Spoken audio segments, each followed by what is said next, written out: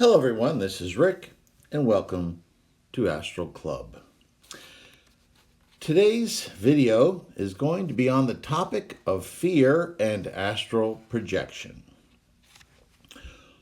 Whenever I talk with new astral projectors or those interested in starting to project, I inevitably have to answer questions that have fear as an explicit or implicit component. The questions vary in subject and wording, but always end up asking whether astral projection is something safe to do. Of course, I do my best to reassure them that astral projection is very safe and a natural activity. However, I always sense that there's a nagging doubt left behind in their minds on this subject. Now, there's nothing wrong with fear per se. It kept our ancestors alive and on the lookout for lions on the savannah and crocodiles lurking in the local watering hole. Fear kept humans huddled together, working cooperatively, enabling us to eventually take over the entire planet. Today, a healthy sense of fear keeps us from doing rather foolish or risky things that might damage or kill our physical bodies. Unfortunately, our modern world, with its scarcity of real physical threats, at least that in the Western world, has caused many of us to experience a low-level fear that has transformed into persistent anxiety. Numerous mental health professionals dispense hundreds of thousands of prescriptions to people suffering from such crippling low-level fear. As I said, though, fear has played a positive part in the survival of mankind, even if it plays a moderately negative part today in our waking life. In astral projection, though, fear is the ultimate enemy. Any feeling of fear will instantly end the most promising astral projection, causing the automated distress system that is the astral cord to pull the projector back into his physical shell. As I believe that talking about fear helps to dissipate its stranglehold on us, I'll discuss the times I felt fear during astral projections. First, the vibrational phase. Today, I usually bypass the vibrational state and go right to astral projection. But just last week, I experienced a strong vibrational phase for the first time in years. As I felt the bed jumping up and down, I thought it was an earthquake. Instantly, I experienced a wave of fear. The vibrational phase dissipated almost immediately. Upon awakening fully, I couldn't believe that I had wasted an astral projection opportunity due to knee-jerk fear. Next, people have reported various shadows lurking in their room when they have newly left their body. I don't pay much attention, to be honest with you, to any lurking shadows in my room when I project. I'm too busy trying to get away from my body. Some folks, though, have reported seeing all manner of scary bugaboos in and around their physical body that have scared the daylights out of them. Some have seen shadows in dark hats, some alien-looking things, others dwarves or troll types.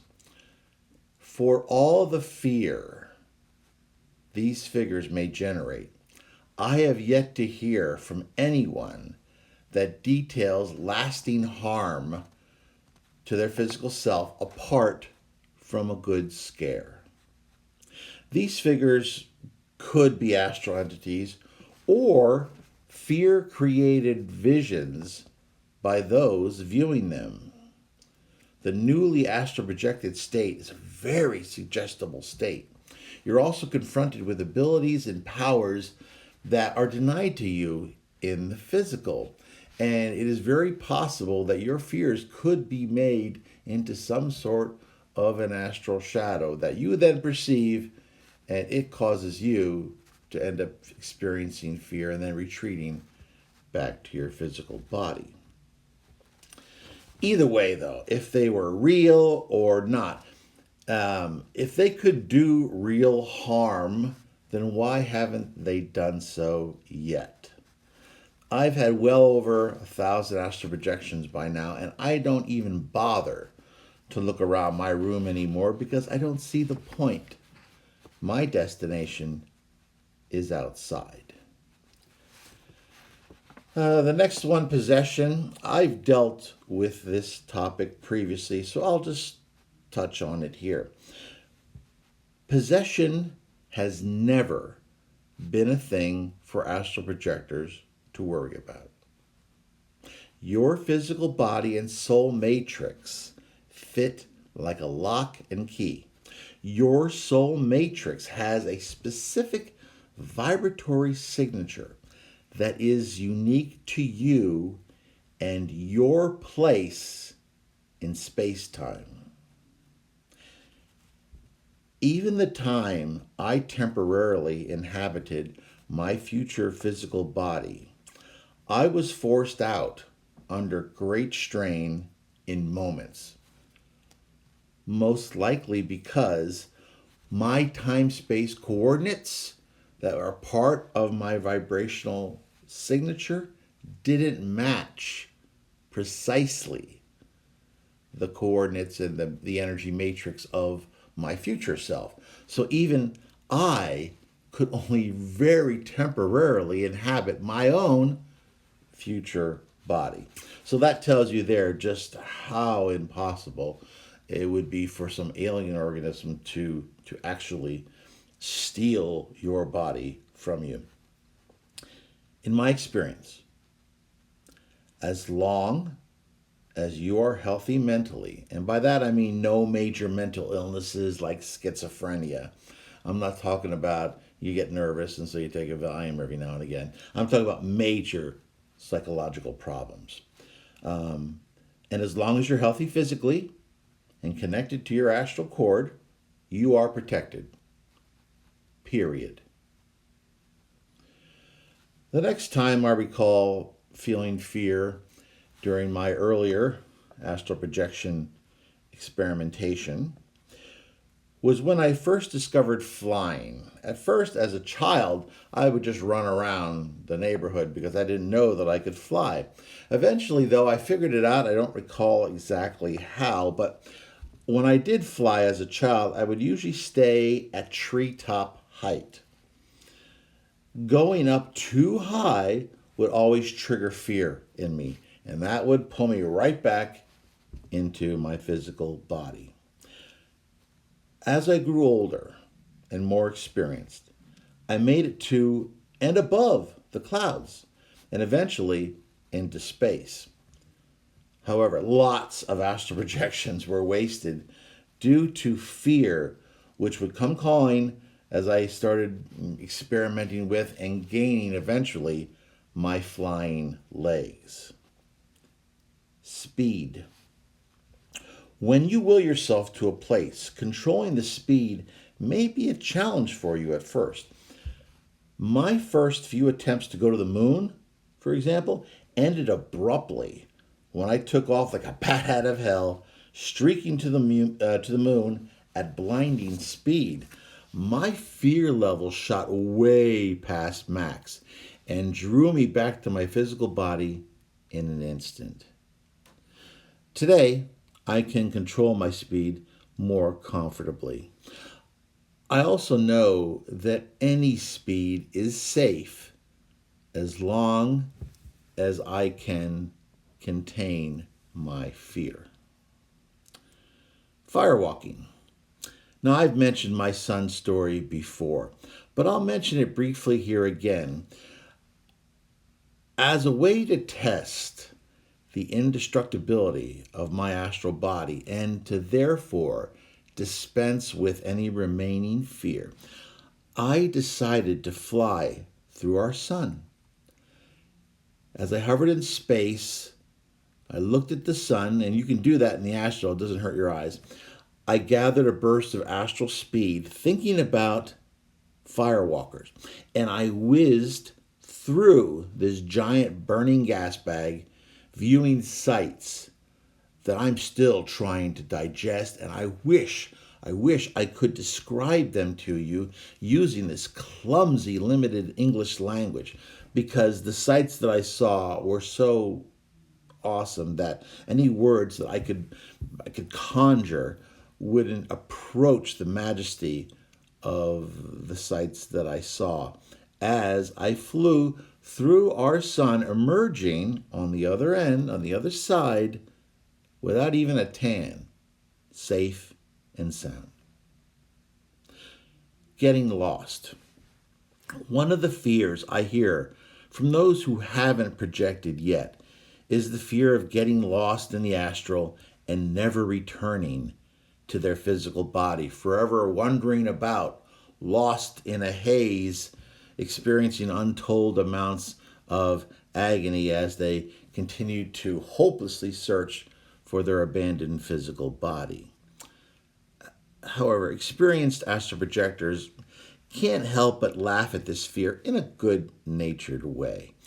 We know the struggle is to stay out of our bodies as long as we want to, not finding a way back.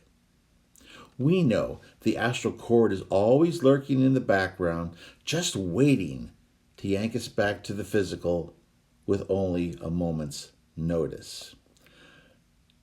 In fact, I began my projections into the future as a way to get around this whole astral time limit. By going into the future, I'm able to experience much more time for myself subjectively. But when I return, only no more than 10 or 20 minutes has transpired here in the present. But getting back is never a problem. And I just want to make a note. Historically, when astral projection has been described in ancient Vedic texts and other texts, they tend to have the astral cord as linked to your solar plexus. But I have noticed and I have felt that the cord, if you want to make it into some sort of a locus, seems to be connected more to the back of the head than anywhere else. If anyone else has any other substantiating information, or perhaps they disagree, I'd like you to leave that in the comments. It's just one of my little things that I try to keep in the back of my head, to try to notice the back of my head. That's funny. Okay, lastly, space, the ocean, and underground.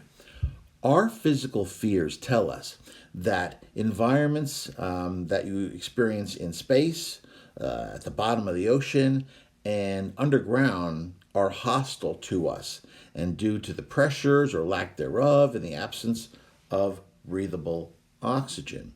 Of course, an astral projector who allows his natural physical fear of these environments to rob him of visiting is missing out on some truly amazing experiences. And I also want to acknowledge here that I'm also guilty of this. I don't mind going into space, but I still have some problem with the depths of the ocean and a little bit of claustrophobia when it concerns the going underground. These are fears I'm still working on, but I can assure you your astral body is not actually affected by these environments negatively. You can do so whenever you want to. You can visit them. Now, anyone who wants to begin astral projecting has to educate himself or herself and learn to master their fear. However, once you've conquered your fear, the universe awaits your exploration. Well, that's fear and astral projection. Next week, I think I'm going to have an interesting video. I've run across some documents on the CIA website that have been declassified, talking about the astral projection, remote viewing experiments that were done by the military. I was aware of much of this information, but I didn't feel free to necessarily discuss it because I thought it was still classified. However, now that it is no longer classified, I have read through this 90-some page released report with very few redactions, which is great. Many times when you look at these CIA declassified documents, especially the ones that involving aliens, there's all kinds of redactions. You'll have a long page and it'll be nothing but black, and then it'll be two words, the craft. But this one has very few redactions. So stay tuned for next week, where we'll talk about the CIA and government and military experiments with astral projection and intelligence gathering. If you like this video, please hit the like button, share it with those of like minds. Subscribe if you haven't already. My goodness, it's free. What's wrong with hitting the old free subscribe button? And hit that bell too. If you have any questions or comments, I love reading them and replying to them. So please do so. You guys leave some excellent, intelligent comments and questions. So I always look forward to reading them. I am Rick, and as always, I will see you on the astral plane.